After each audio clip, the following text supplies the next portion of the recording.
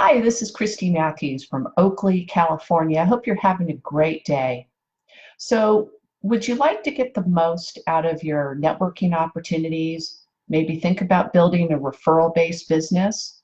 Well, I've got 10 questions I'm going to share with you that will help you get the most out of your networking opportunities. You know, network opportunities are around us at any time. And here's a factoid that we all know about 250 people. Now, we may not know that we know them, that they might be related to a relative or a friend of a friend, but those are all within the sphere of influence. And when you think about when you know somebody else who also has a sphere of influence that you don't know, and you bring those together, you've just doubled, tripled, quadrupled the number of people that you may ultimately network with. You know, my dad always said he was always open to having conversation with anybody. And he says, you know, you never know who you will know or know somebody that they do know that you know mutually. And I saw this time and time again. My dad knew everybody, it seemed like. So this is what I'm reading right now, folks. It's called Endless Referrals by Bob Berg, and he's the master in building a referral-based business. And, you know, I was fortunate to put some of this into practice many years ago. I wasn't taught by Bob Berg at the time. I was taught by a gentleman named Joseph Stump, who taught the referral-based concept. And these principles work anytime. They're timeless, evergreen, if you will. And I want to share 10 questions with you that will open up conversation in any network opportunity that you have. And when I say opportunity, it might be a network meeting, you know, where you're going to a regular meeting every week. It might be your chamber meeting. Whatever the case is, when you learn these 10 questions, you will always be able to strike a conversation up with anybody. And before I get started, I just want to point this out. You only need to ask 2 to 3 questions, because if you ask all 10, it's going to seem like an interrogation, and you don't want to do that. Okay? So here's a quote by Bob Berg. All things being equal, people do business with and refer business to those people they know, like, and trust.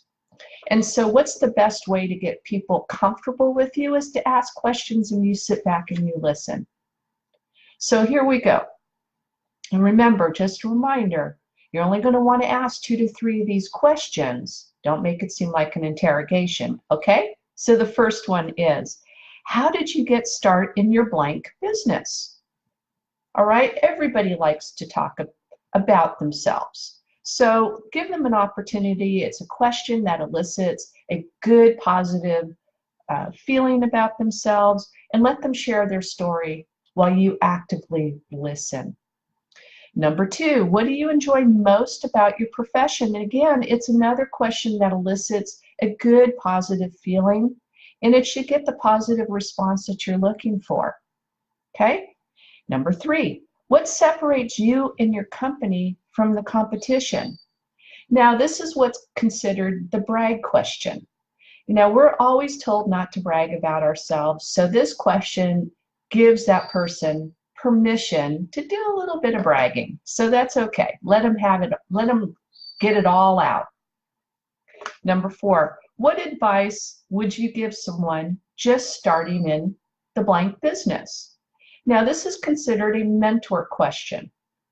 Don't we all feel like our answer matters? Well, giving them an opportunity to answer this question gives them your networking prospect to feel like they're a bit of a mentor. So it's a great question to ask. This next one is considered a fantasized question.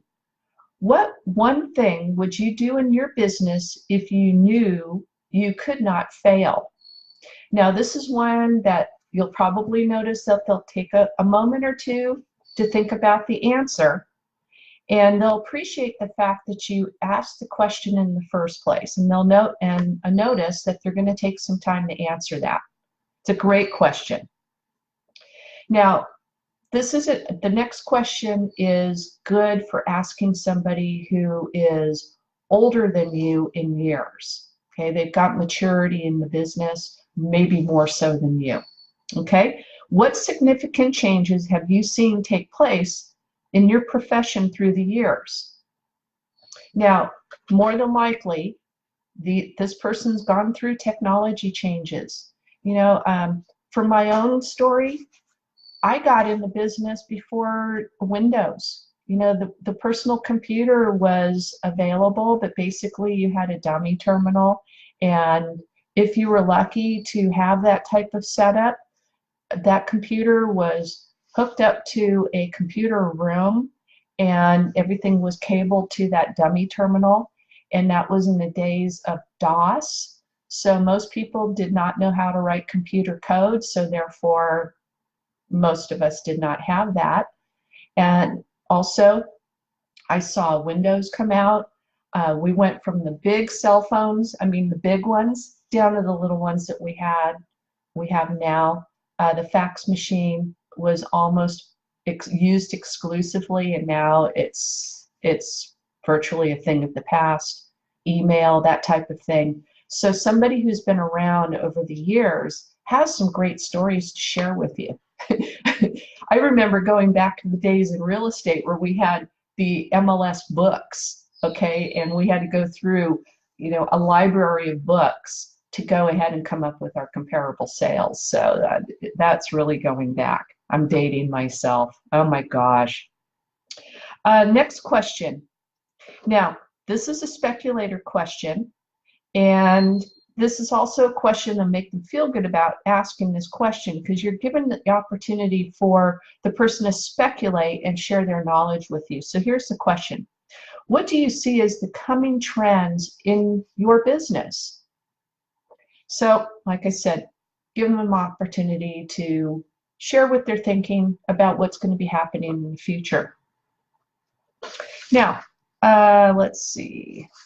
I want to make sure I had a special note here. I want to make sure that you heard.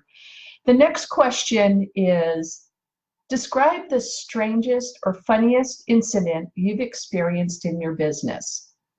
Now, this is the share your in the trenches story. And this might be a story where it was embarrassing and maybe not funny at the time, but it is now. And these are always great questions that get a little bit of a chuckle, and it's a very lighthearted question, I should say. Now, this next question, do not ask of somebody who is in the advertising business, because it's going to seem intrusive. Remember, do not ask this question of somebody who is in the advertising business, okay? I can't emphasize that enough. It's a probing question, and so you want to avoid that question from somebody who's in the business, because somebody in advertising, they know about probing questions.